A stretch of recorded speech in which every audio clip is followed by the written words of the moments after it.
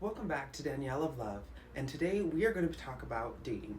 For me, I have 4 rules to share with you that I think can completely change your dating life. Who knows, you might just find the love of your life if you take my advice. Rule number 1, when you show up to a date, you do not have to stay. There's like a million different things you can do that night. And so if the vibe's not vibing, if the person that you made the date with isn't making you feel so excited about the date, if you're not as passionate as you were when you got the date, you can go home. Don't sit around at a dinner and a movie just hoping that the person vibes with you properly. You're better off just finding something else to do that night.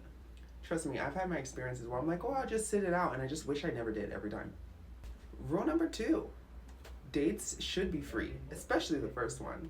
I don't mean this just for the ladies. I mean this for both sides. A lot of the time, guys want to impress girls with how much they can spend, but honestly, you should just save that money because we're waiting for a ring.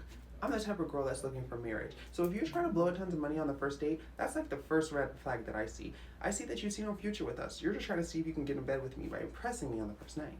There's millions of free things to do in your city. All you gotta do is look around. Number 3. Rule number 3, engagement or an activity. It's a huge red flag to me if a guy just wants to meet and get coffee or walk through the park and chat. That's like the worst thing on a first date. Maybe like the 10th date, yeah, we can just meet up in a park and chat. But for the first few dates, I want us to be entwined in each other and engaged with each other. You need some type of activity. You need something to do with each other. That's why I think dating in high school was 10 times easier, because we had classes and we had homework. And so at the end of the day, we always had something that we can connect with and talk about. But nowadays, if you're an adult and you don't date your coworkers, how do you get to know each other? Simple. Find something to do that isn't sitting and talking to each other. Go to an arcade. I went to an arcade for a date past summer. And I feel like that was better than just sitting there and staring at each other.